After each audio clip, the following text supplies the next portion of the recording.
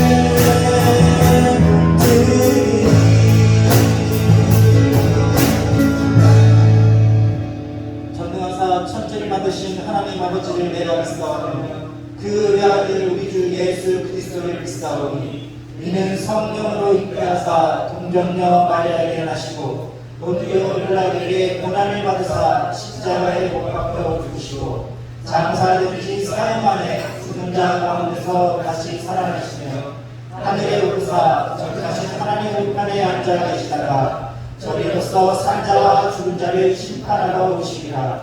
성령을 믿사오며 거룩한 공예와 성도가 서로 교통하는 것과 죄를 사하여 주시는 것과 몸이 다시 사는 것과 영원히 사는 것을 믿사옵나이다. 아멘. 찬양하신 뒤에 기도하시겠습니다.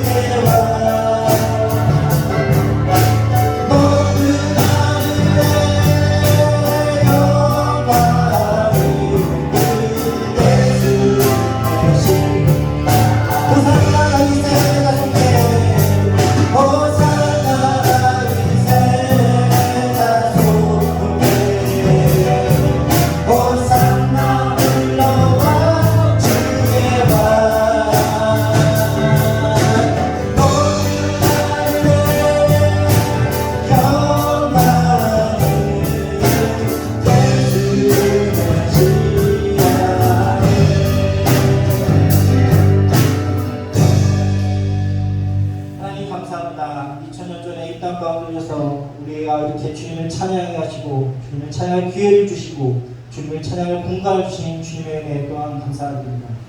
하나님, 우리가 매일매일 말씀을 구하는 삶을 살 수 있도록 우리 자신 가운데 함께해 주시고 말씀 우리를 가르쳐 주이사 말씀의 깊은 곳을 우리가 알아 주님께서 이 땅 가운데 오시고 우리에게 행하신 것이 무엇인지 바로 알아 살아갈 수 있는 모든 성도와 학생들이 될 수 있도록 주님 도와주옵소서. 하나님, 이제 여름이 지나서 이제 슬슬 가을이 오듯이 하나님, 우리 주님께서 이 땅 가운데 오시기를 우리 예배하는 모든 성도가 될 수 있도록 주님 인도하시고 아버지, 주님께서 하시오신 날 우리 모두 심판받을 때 잘하였다, 충성된 종이다, 우리가 칭찬받을 수 있는 삶을 살 수 있도록 주님 우리 가운데 함께하여 주옵소서. 우리 학생들과 모든 교인들과 함께 하셔서 나날이 발전할 수 있도록 주님 인도하여 주시고 저희가 점점 자라면서 뒤로 후퇴하는 것이 아니라 자라나는 신앙인이 되고 믿음이 점점 성장할 수 있는 우리 모두가 될 수 있도록 주님 인도하여 주옵소서. 주님이 예배 가운데 함께 하셔서 하나님 말씀을 들을 때 우리가 아멘으로 화답할 수 있고 주님 성령으로 우리를 인도하시사 깨달은 영을 더하여 주시고 우리가 매일 말씀을 깨닫고 살아갈 수 있는 기적이 일어날 수 있도록 주님 도하여 주옵소서. 살아계신 예수 그리스도로 기도드렸습니다. 아멘.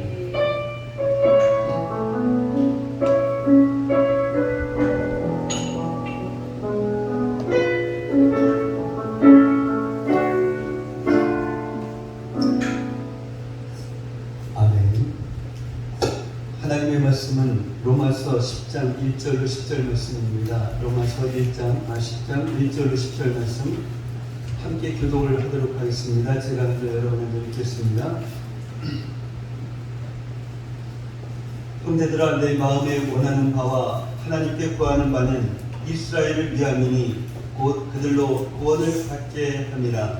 내가 증언하노니 그들이 하나님께 열심히 있으나 올바른 지식을 따른 것이 아니니라. 하나님의 의를 모르고 자기 의를 세우려고 힘써 하나님의 의에 복종하지 아니하였느니라. 그리스도는 모든 믿는 자에게 의를 이루기 위하여 율법의 마침이 되시니라. 모세가 기록하되 율법으로 말미암는 의를 행하는 사람은 그 의로 살리라 하였거니와 믿음으로 말미암는 의는 이같이 말하되 내 마음에 누가 하늘에 올라가겠느냐 하지 말라 하니 올라가겠느냐 하면 그리스도를 모셔 내려가게 되는 것이요. 혹은 누가 무적행에 내려가겠느냐 하지 말라 하니 내려가겠느냐 하면 그리스도를 죽은 자 가운데서 모셔 올리려는 것이라. 그러면 무엇을 말하느냐? 말씀이 내게 가서 내 입에 있으며 내 마음에 있다 하였으니 곧 우리가 전파하는 믿음의 말씀이라.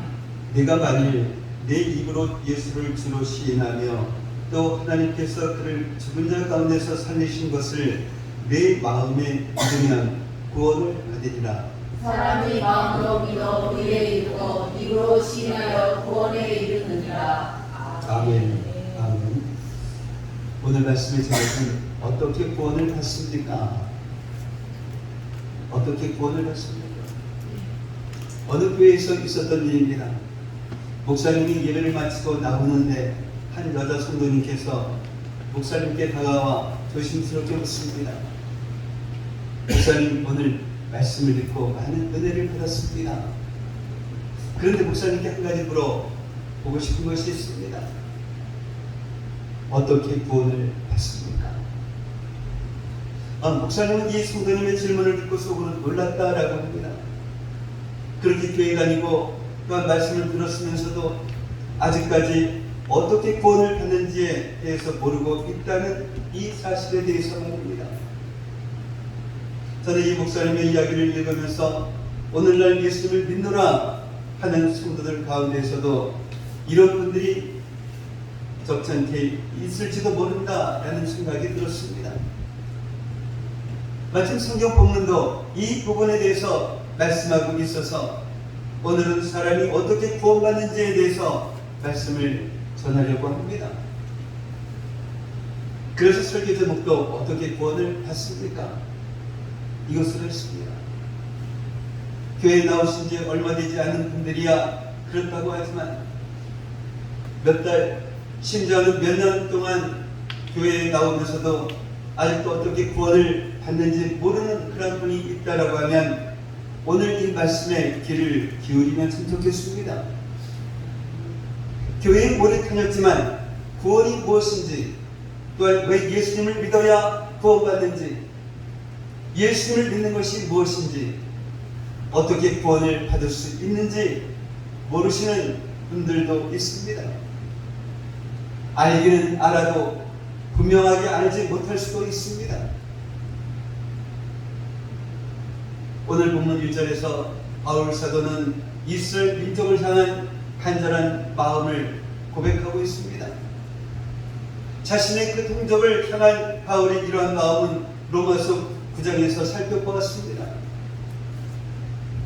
오늘 본문 2절과 3절에서 바울은 거의 대부분의 이스라엘 백성이 예수님을 거부하고 하나님의 구원에서 멀어지고 있는 그 이유가 올바른 지식을 따르지 않는 이러한 잘못된 열심이었다라고 말씀하고 있습니다.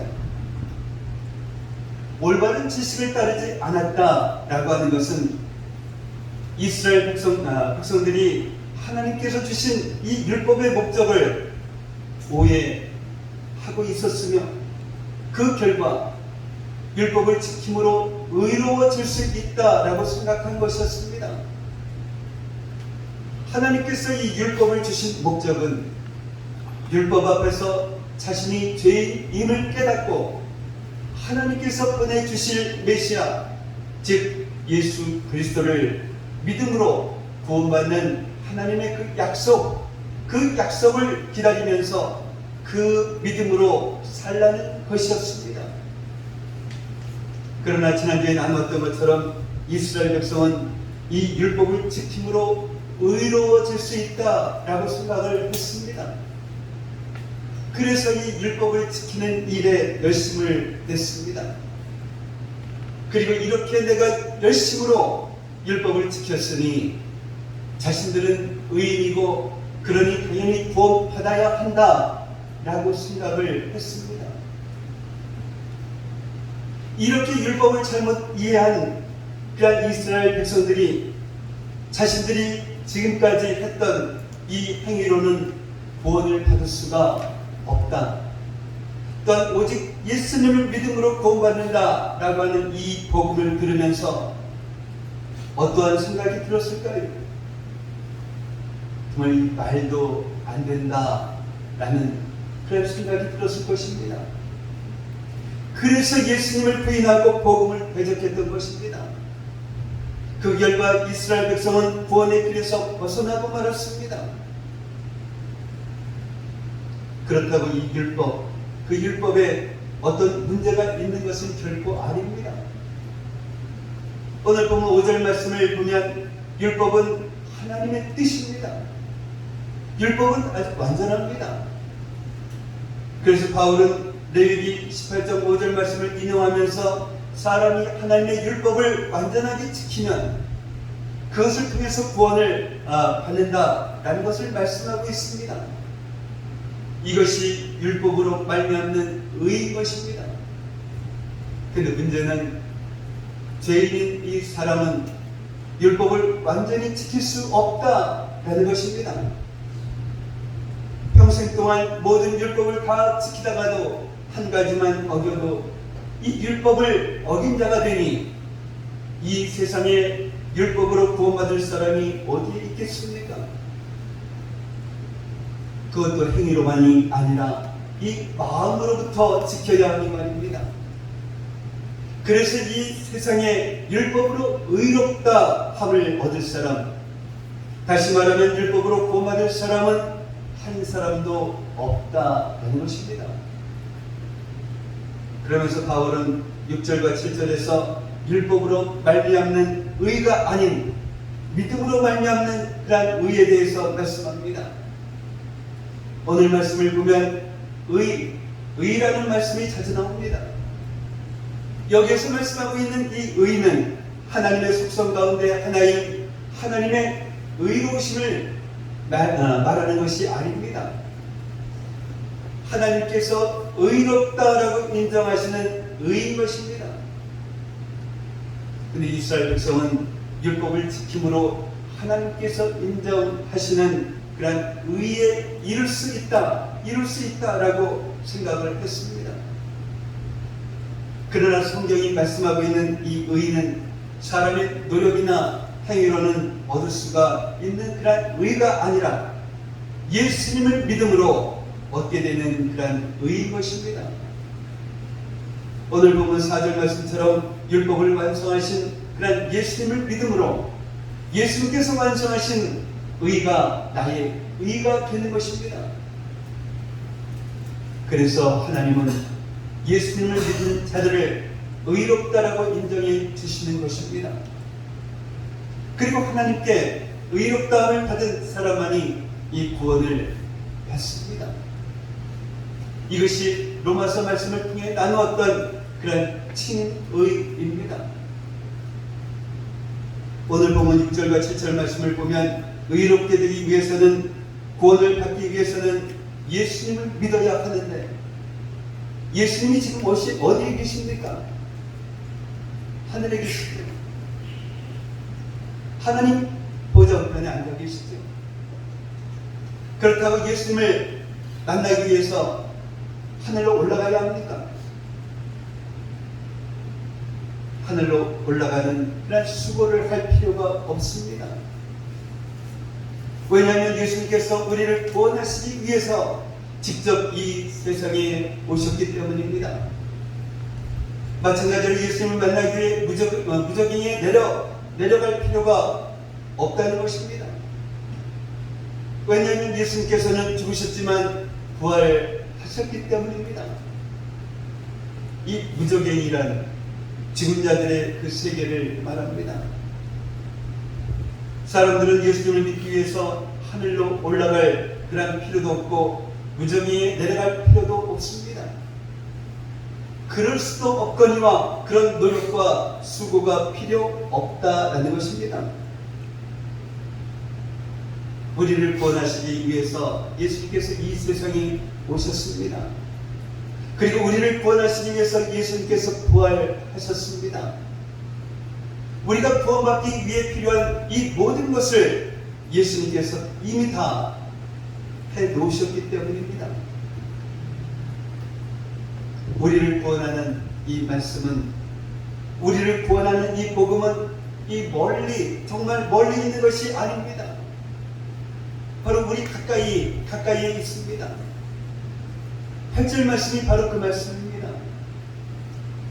말씀이 내게 가까워 내 입에 있으며 내 마음에 있다 하였으니 곧 우리가 전파하는 이 믿음의 말씀이라고 말씀하고 있습니다.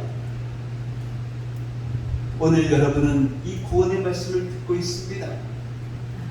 여러분이 듣고 있는 이 말씀은 어려운 말씀이 아닙니다. 너무나 쉽습니다. 학식이 전혀 없는 사람도 어린 아이라 할지라도 이 구원의 말씀을 이해할 수 있고 말할 수 있습니다. 우리가 일상생활에서 나누는 그런 대화처럼 그렇게 복음을 나눌 수 있습니다. 우리 입에 있는 이 말씀입니다. 그렇게 쉽습니다. 여러분이 듣고 있는 이 말씀, 누구나 이해하고 말할 수 있는 이 말씀, 바로 여러분의 입에 있는 이 말씀에 마음의 문을 열어보십시오. 그러면 그 구원의 말씀이 바로 여러분의 마음에 있게 됩니다. 구원의 이 말씀이 여러분 마음에 있다는 것은 구원이 여러분의 것이 되었다라는 것입니다. 여러분의 입에 있고 여러분 마음에 있는 그 말씀을, 생명의 그 복음을 믿기만 하면 되는 것입니다. 믿기만 하면 구원을 받습니다. 그러면서 바울 사도는 어떻게 구원을 받을 수 있는지에 대해서 9절과 10절에서 말씀합니다. 내가 만일 내 입으로 예수를 주로 시인하며 내 마음에 믿으면 입으로 시인하면 구원에 이른다 라고 말씀합니다. 즉 구원을 받기 위해서는 첫 번째로는 입으로 예수를 주로 시인해야 하는 것입니다. 우리가 예수님을 주로 고백하는 것은 예수님께서 하나님이심을 고백하는 것입니다. 그것도 여러 신들 가운데 하나의 신이 아니라 예수님만이 유일하신 참 하나님이심을 고백하는 것입니다.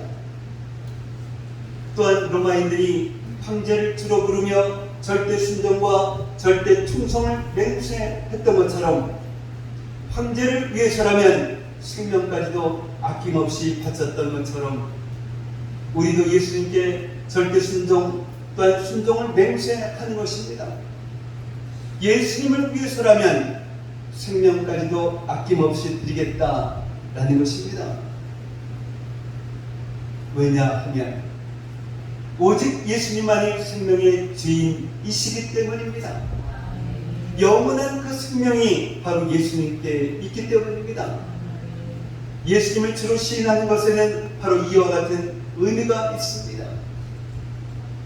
이 시인한다, 시인한다라고 하는 것은 사람들 앞에서 예수님이 나의 주님이심을 공개적으로 말하는 것입니다.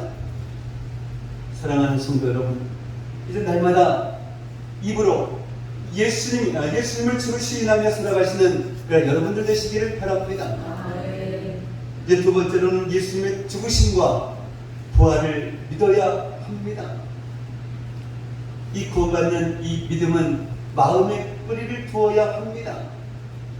이 마음으로부터 예수님을 믿지 않으면서 입술로 예수님을 주님으로 부르는 것은 아무런 의미가 없습니다. 그러면 예수님을 믿는다 라고 하는 것이 무엇입니까? 무엇을 믿는 것입니까? 예수님의 죽으심과 예수님의 그 부활을 믿는 것입니다. 하나님이신 예수님께서 동정녀 마리아를 통해 사람으로 이 세상에 오셨습니다.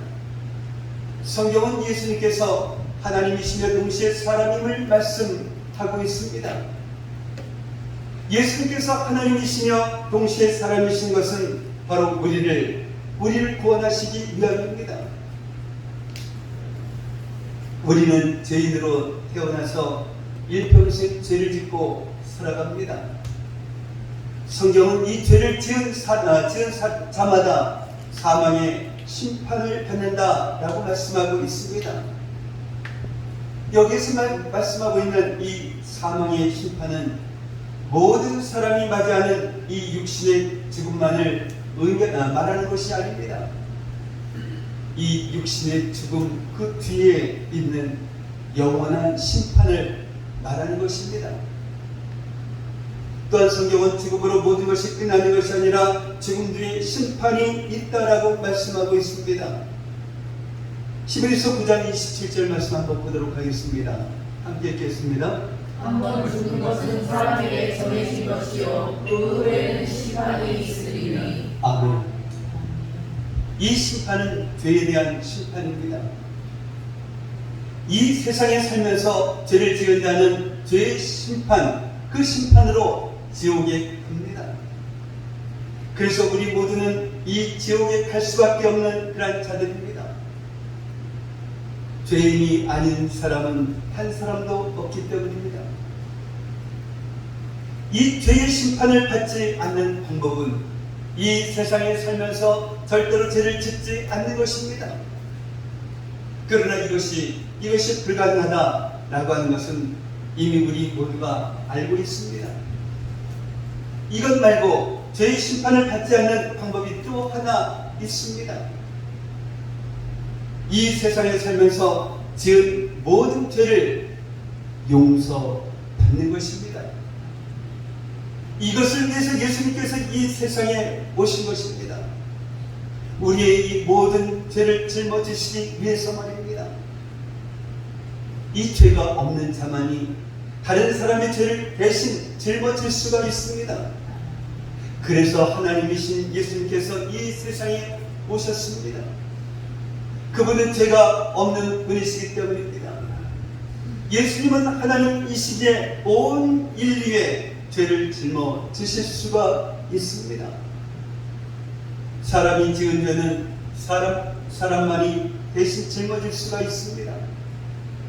그래서 예수님께서 이 세상에 오신 것입니다.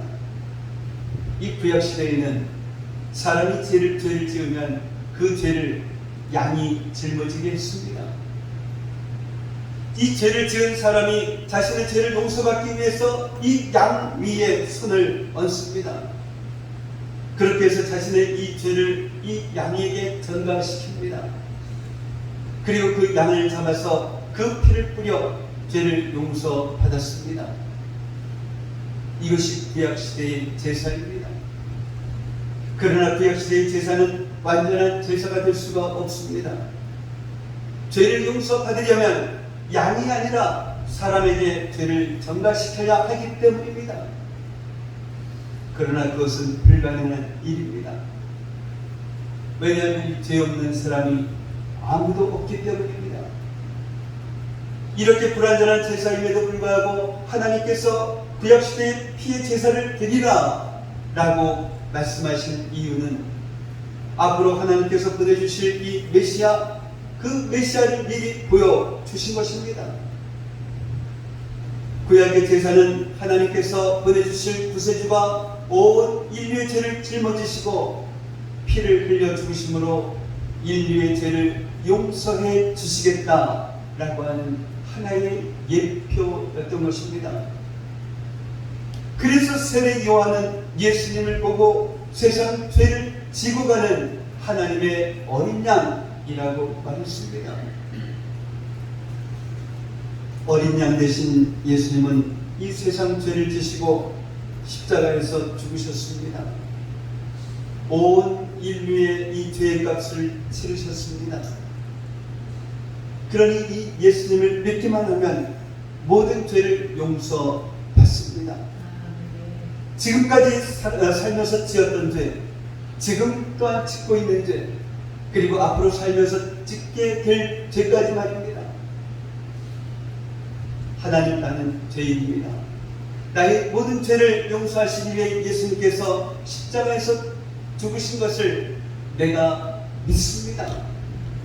예수님의 그 피가 내 모든 죄를 깨끗하게 씻어주실 것을 내가 믿습니다. 이것이 예수님의 죽음을 믿는 것입니다. 우리는 이 믿음으로 구원을 받습니다. 구원받기 위해서는 예수님의 죽음과 함께 예수님의 부활을 믿어야 합니다. 예수님은 십자가에서 못 박혀 죽으셨지만 사흘 만에 살아나셨습니다. 우리가 매주일 고백하는 이 사도신경에 나오는 그런 내용입니다. 아주 재미있는 이야기를 하나 들려드릴까 합니다.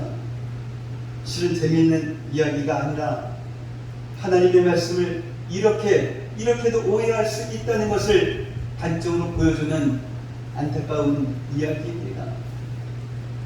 어느 목사님이 모태신앙인 집사님과 세 가족 교육을 하는 중이었습니다. 예수님의 부활에 대해서 공부하는 중이었는데 목사님이 예수님께서 3일 만에 부활하셨다라고 말씀을 했습니다.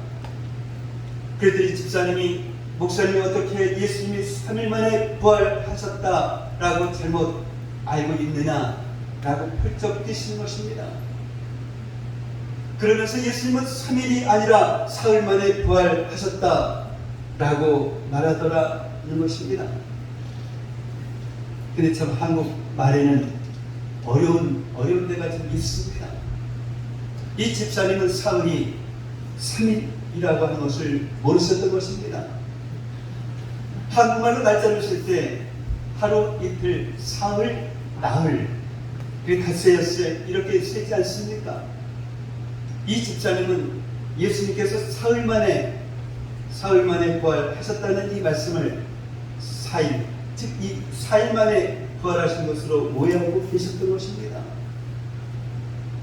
말을 오해해서 생긴 이 에피소드이지만 한편으로 생각한다라고 하면 안타까운 일입니다.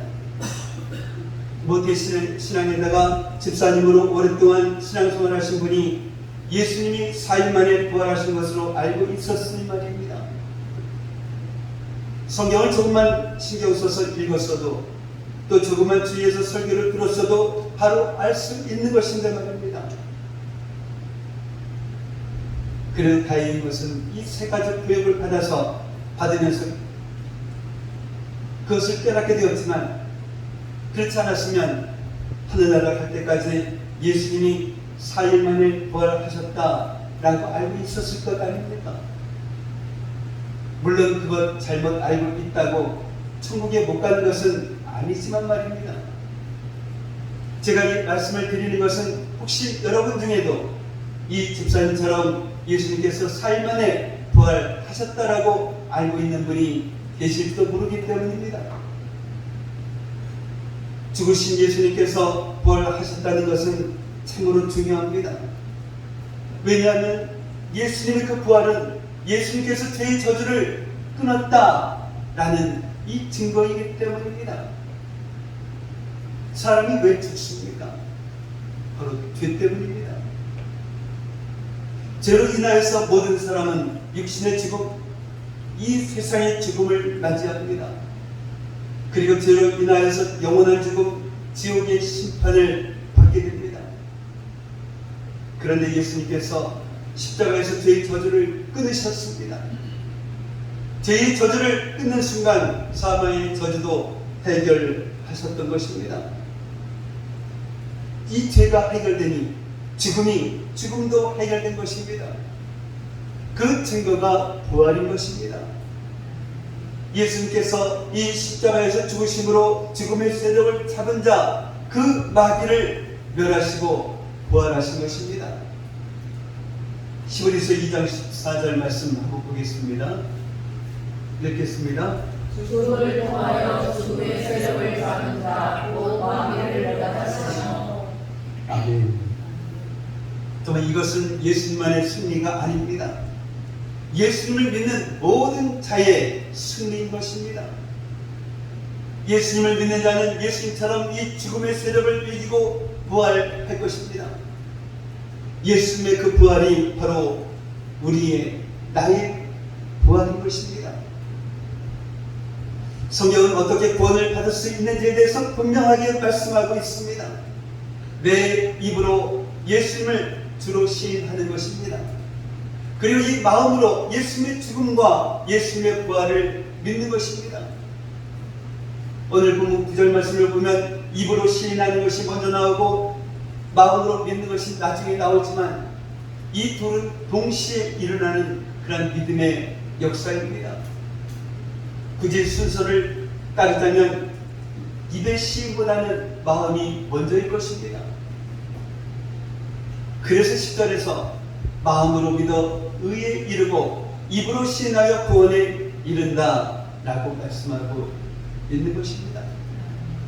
오늘 말씀처럼 누구든지 마음으로 예수님의 죽으심과 부활을 믿고 입으로 예수님을 주님으로 시인하면 구원을 받습니다.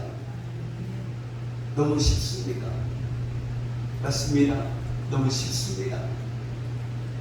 구원은 하늘이나 무저기에 있는 것이 아니라 땅속 깊은 곳에 숨겨져 있는 것이 아니라 바로 우리 내 가까이에 있습니다.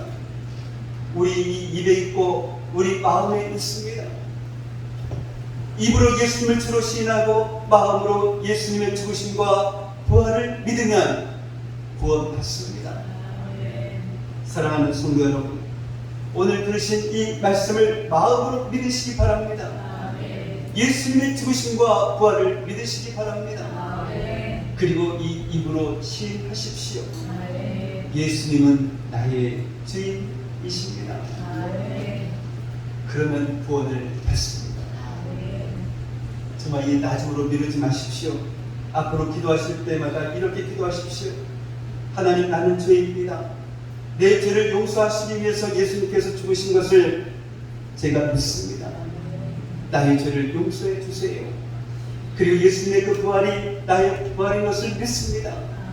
나에게 영원한 생명을 주셔서 감사합니다. 이제는 예수님이 나의 주님이십니다.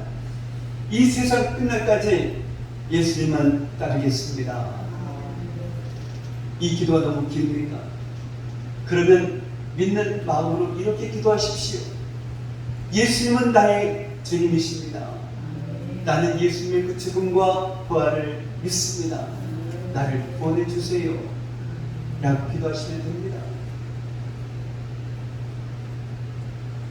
사랑하는 성도 여러분, 우리가 마음으로 예수님의 죽으심과 부활을 믿고 입으로 예수님을 주님으로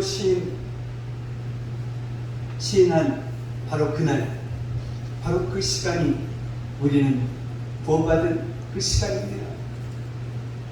이 구원은 일생에 단 한 번 있는 그런 사건입니다. 그런데 우리가 주목할 것은 이 10절에 나오는 마음으로 믿어 입으로 시인하여는 이 과거형이 아니라 현재형이라는 것입니다. 마음으로 믿고 입으로 시인하여 구원받는 것은 분명 과거에 일어난 일인데 왜 바울 사도는 과거형을 사용하지 아니하고 현재형을 쓰고 있는 것일까요? 우리가 구원받은 사건은 과거의 사건이지만 이 마음으로 예수님을 믿고 사람들 앞에서 예수님을 주님으로 시인하는 일은 지금도 계속 되어야 한다라는 것입니다. 우리는 예수님의 그 죽으심과 부활을 믿음으로 구원받았습니다. 그러나 예수님의 죽으심과 부활은 바로 지금 이 순간에도 우리를 움직이는 이 믿음이 되어야 한다라는 것입니다.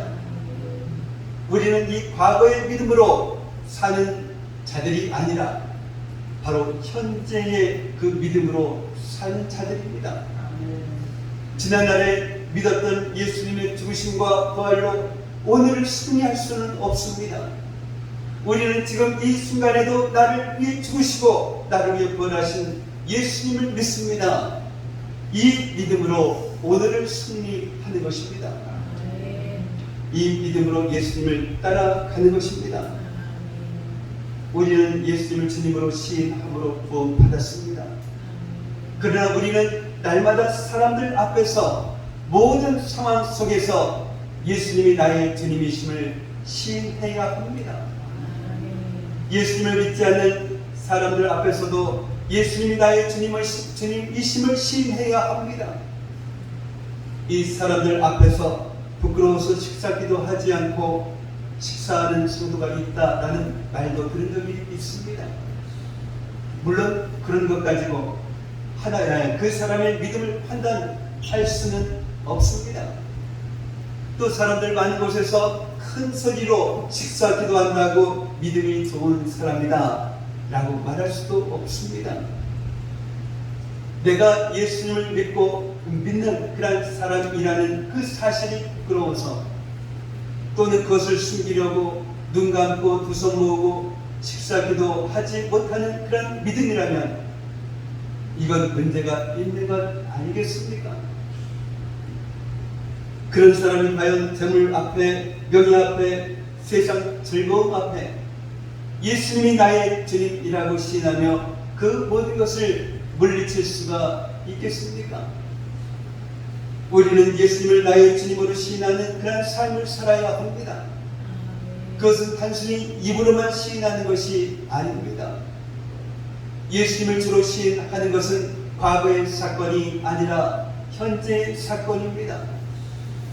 우리는 주님 앞에 서는 그 순간까지 하나님을 부인하는 이 세상에서 재물의 신 바알 앞에서 멸시와 조롱과 핍박이 몰려가도 온갖 죄의 유혹을 만날 때마다 예수님이 나의 주님이심을 시인해야 합니다. 교회에서뿐만 아니라 가정에서, 직장에서, 또한 학교에서, 이 세상 속에서 예수님이 나의 주님이심을 시인해야 합니다.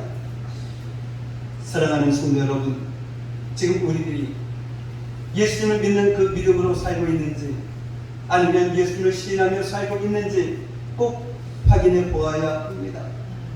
이 구원은 과거에 일어난 사건이지만 구원의 기쁨과 감격과 능력은 이 과거가 아닌 과거가 되면 안 됩니다. 바로 오늘의 사건이 되어야 합니다. 아직까지 어떻게 구원을 받습니까? 라고 질문을 가지고 계신 분이 있다면 오늘 말씀대로 기도하십시오. 예수님은 나의 주님이십니다. 나는 예수님의 죽음과 부활을 믿습니다. 나를 구원해 주소서. 이미 예수님을 믿고 시인하고 구원받은 그러한 분들은 이렇게 기도하십시오. 예수님은 오늘도 나의 주님이십니다. 라고 말입니다. 날마다 예수님의 죽음과 부활을 믿는 그런 믿음으로 살아가는 어떤 상황, 어떤 사람 앞에서도 또한 어떤 유혹과 어떤 환난 앞에서도 담대하게 예수님이 나의 주님이심을 시인하며 살아가는 그런 저와 여러분들이 되시기를 예수님의 이름으로 축복합니다. 사랑의 아버지 하나님 감사합니다. 오늘 이 시간 구원이 무엇인지, 왜 예수님을 믿어야 구원받는지, 예수님을 믿는 것이 무엇인지, 어떻게 구원받을 수 있는지에 대해서 듣게 하시고, 또한 복음은 들으면 들을수록 더 깊은 은혜가 있음을 깨닫게 하시니 감사를 드립니다. 우리를 구원하는 이 말씀은, 우리를 구원하는 복음은 멀리 있는 것이 아니라 바로 우리 가까이에 있으며, 어려운 말씀이 아니라 너무나 쉬운 말씀이며, 우리가 마음의 문을 열면 그 구원의 말씀이 바로 우리 마음에 있게 되면 물론 우리의 것이 된다라는 이 사실을 확실히 믿는 저희들 되게 하옵소서. 우리 안에 있는 이 말씀을 마음으로 믿고 입으로 예수를 주로 시인하며 예수님의 죽으심과 부활을 믿는 그런 저희들 되게 하옵소서. 예수님의 이름으로 기도하옵나이다. 아멘. 하나님은 너를 지키시는데 찬양하시면서 준비하시는 것을 드리겠습니다.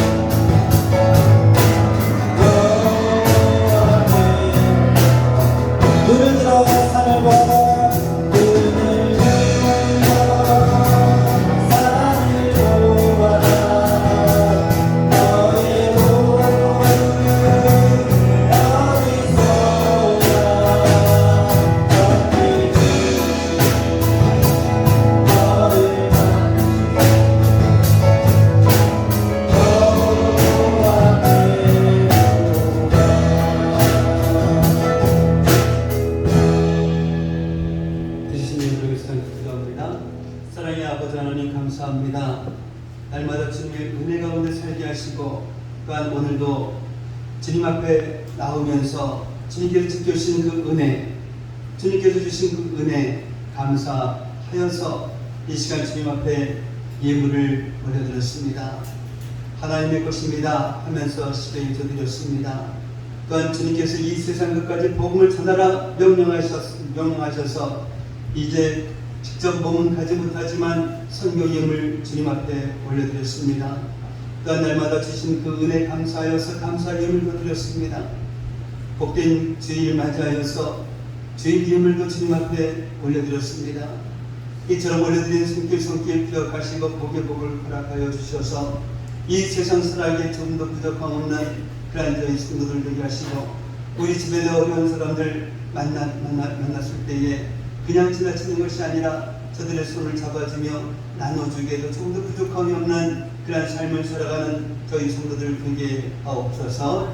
이 시간 드려진 이 예물이 주님 안에서 온전한 예물이 되게 하여 주시옵시고, 이 예물이 사용되어지는 곳곳마다 놀라운 주님의 역사가 일어나게 하여 주시옵소서.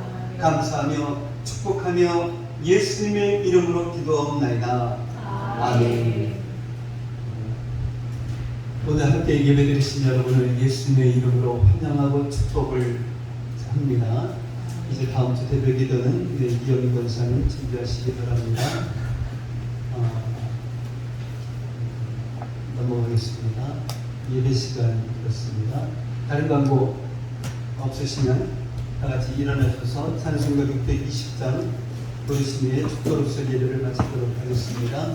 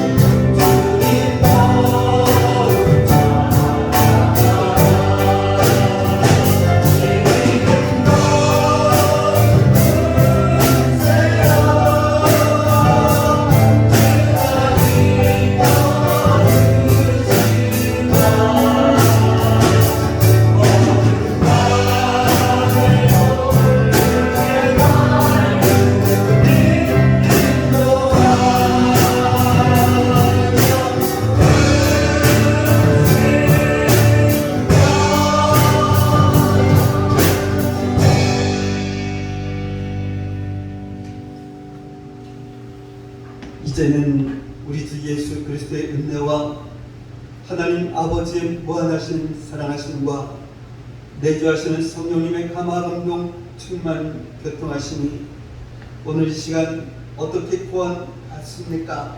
라는 말씀을 듣고 어떤 상황 속에서도 믿음이 흔들리지 않고 구원의 확신을 가지고 살아가는 믿음의 자녀들이 되리라 다짐하며 들어가는 성도들 머리 위에 성도들의 가정과 모든 생활 위에 성도들의 직장과 사업장 위에, 그리고 공부하는 학생들 머리 위에 이제로부터 영원까지 함께 있을지어다. 아멘.